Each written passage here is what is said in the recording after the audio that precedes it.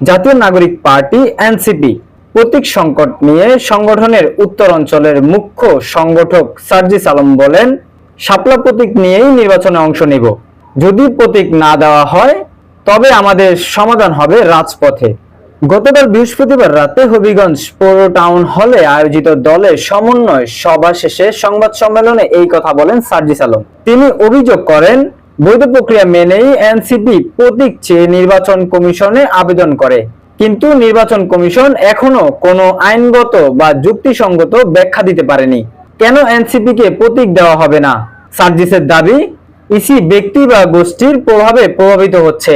এই সময় এনসিপির এই নেতা জানান, গণ অধিকার পরিষদ, এবি পার্টি ও সমমনা আরো কয়েকটি দলের সঙ্গে এনসিপির আলোচনা হয়েছে, তবে এখনো কোনো চূড়ান্ত সিদ্ধান্ত হয়নি।